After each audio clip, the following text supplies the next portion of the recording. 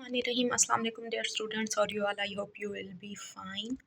Dear students, आज हम पढ़ेंगे इल्म बयान के कुछ जदीद शोरा के अशार। जैसा कि मैंने आप लोगों को बताया था कि इल्म बयान को समझना आप सबके लिए बहुत ज़रूरी है और एग्ज़ाम्स में अच्छे मार्क्स हासिल करने के लिए मुनफरद अशार लिखने चाहिए जो गाइडों में इल्म बयान की तारीफ़ और मिसालें वगैरह दी हुई होती हैं। जो उनमें लिखे होते हैं उससे पता चलता है कि स्टूडेंट ने रट्टा लगाया हुआ है, लेकिन अगर आप नए अशार लिखेंगे तो आपको अच्छे मार्क्स मिलेंगे। इसलिए बहुत सारे नए अशार हैं मेरे पास और उनकी मुख्तसर सी तफ़हीम भी कि इसमें कौन सी सनद शामिल की गई है वो मैं आज आप लोगों के साथ शेयर करती हूँ। पहला शेर है हमारे पास नासिर काज़मी का। कुछ देर मेरे साथ चली रह गुज़र भी, फिर उसके बाद रास्ता सुनसान हो गया। शायर अपनी ज़िंदगी के किसी सफ़र या मोहब्बत में किसी साथी के कुछ देर साथ चलने और फिर छोड़ जाने का जिक्र करता है।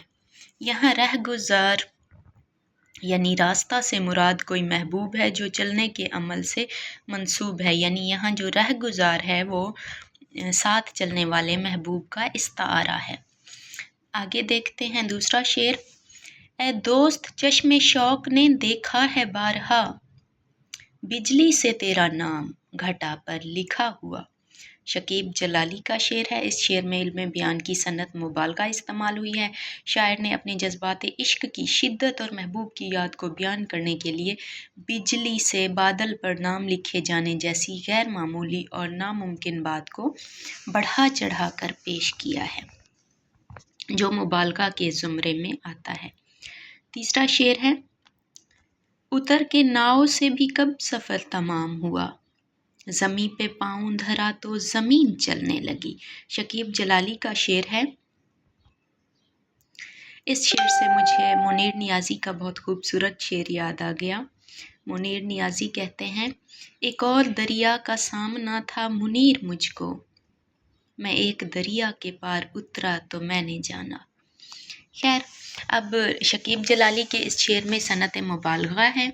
शायर ने ज़मीन चलने लगी के ज़रिए अपनी परेशानी, हैरत या सफ़र की तवालत को हकीकत से बढ़ा चढ़ा कर बयान किया है, जो मुबालगा के ज़ुमरे में आता है। यहाँ सिर्फ इल्म बयान के अशार नहीं हैं बल्कि इल्म बदी के भी हैं। मैं यहाँ एडिट कर दूँ, चेंजिंग कर दूँ या लिख देती हूँ इल्म बदी भी, ताकि आप लोग कंफ्यूज ना हों कि ये सनत तकरार या फ़लाँ फ़लाँ इल्म बयान में कब से आने लगी। इल्म बयान और इल्म बदी की शेरी मिसालें। एक लम्हा अगर गुजर जाए दूसरा तो गुजर ही जाएगा। इसमें सनत तकरार है। गुजर का लफ्ज़ दोनों मिसरों में दोहराया गया है जिससे मफ़हूम में ज़ोर और रवानी पैदा हुई है। इसके अलावा लम्हा जो लफ्ज़ है वो दरअसल एक छोटे से वक्त का हिस्सा नहीं बल्कि पूरे कठिन दौर, मुश्किल हालात या आजमाइश का कनाया है। चाँद जिस आसमां में डूबा कब उसी आसमां से निकला। गालिब का शेर है। इसमें इस्तारा है। इसमें महबूब को चाँद कहा गया है और जुदाई को सूरज के डूबने की मिसाल से समझाया गया है। ये शेर दीवाने गालिब में मौजूद है। इसमें इस्तारे के ज़रिए ये बयान किया गया है कि महबूब के वापस न आने की नाउमीदी को एक डूबे हुए चाँद के तौर पर दिखाया गया है। आगे देखते हैं। फरहत अब्बास शाह का शेर है। एक किरण थाम के मैं धूप नगर तक पहुंचा, कौन सा अर्श है जिसका कोई जीना नहीं। इस शेर में इल्म बयान की सनत इस्तारा इस्तेमाल हुई है, जहां किरण और धूप नगर उम्मीद, रास्ते और मंजिल मकसूद के इस्तारे हैं। मेरा ख़जाना है महफूज मेरे सीने में, मैं सो रहूँगा यूं ही खोल कर मकान खुला। ये एक बार पेपर में मेरे सवाल आया था, लेकिन मेरे ख़्याल में ये सवाल कुछ यूं है, मैंने इसलिए यहाँ लिख भी दिया था अपने नोट्स में। मैं तो समझा था कि है महफूज ख़जाना मेरा, सो रहा था मैं तो खोले हुए दरवाज़ाए मकान। नासिर काज़मी का शेर है और इस्तारा है। पेपर में آیا تھا، یا شاید نہیں پیپر میں نہیں آیا تھا، مجھے یہ کسی نے سنایا تھا کہ شعر اس طرح سے ہے، تو میں نے اس وقت نوٹ کر لیا تھا، لیکن بعد میں جب میں نے اپنے نوٹس بنائے تو مجھے پتہ چلا کہ شعر اس طرح سے نہیں، اس طرح سے ہے۔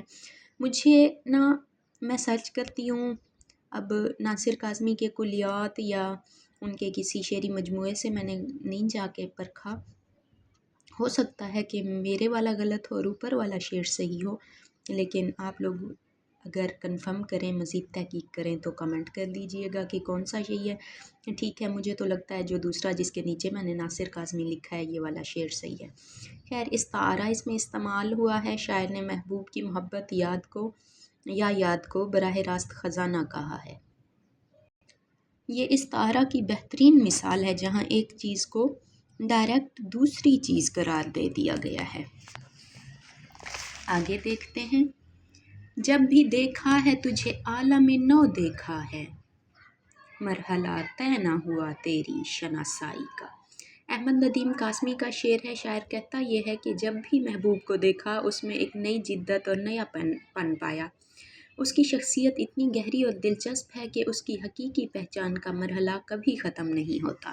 اس میں مبالغہ ہے، اس شعر میں صنعت مبالغہ ہے، کیونکہ محبوب کو ہر بار ایک نئے روپ میں دیکھنا حسن بیان کے لیے مبالغے سے کام لینا ہے۔ کون اس گھر کی دیکھ بھال کرے، روز ایک چیز ٹوٹ جاتی ہے۔ جان ایلیا۔ استعارہ۔ اگر ہم یہ کہیں کہ شاعر نے اپنے جسم، دل یا زندگی کو براہ راست گھر کہہ دیا ہے، کیونکہ ہر انسان اپنے نظریات کے مطابق شعر کی تفہیم کرتا ہے نا، اگر ہم یہ کہیں کہ شاعر نے اپنے جسم، دل یا زندگی کو براہ راست گھر کہہ دیا ہے تو یہ استعارہ کی ایک شکل ہے۔ اگر گھر اپنے حقیقی معنی مکان میں بھی ممکن رہے اور اس سے ایک وسیع مفہوم گھر کی حالت سے انسانی زندگی کی ناپائیداری اور تنہائی ہو تو یہ کنایا ہے۔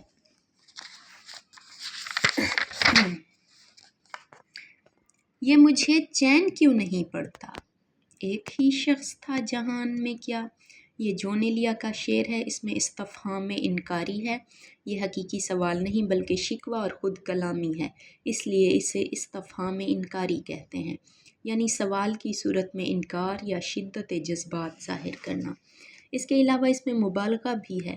ایک ہی شخص تھا جہان میں شدت وابستگی کو ظاہر کیا گیا ہے، یعنی حقیقتاً دنیا میں اور لوگ بھی ہیں، مگر محبوب کی جدائی میں ایسا محسوس ہو رہا ہے جیسے ایک ہی شخص ہو جہان میں۔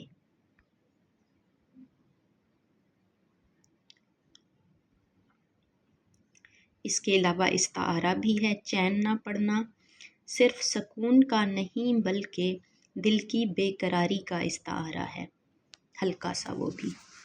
یوں جو تکتا ہے آسمان کو تو، کوئی رہتا ہے آسمان میں کیا، یہاں بھی استفہام انکاری ہے۔ کوئی رہتا ہے آسمان میں کیا، یہ حقیقی سوال نہیں بلکہ طنز آمیز انداز ہے۔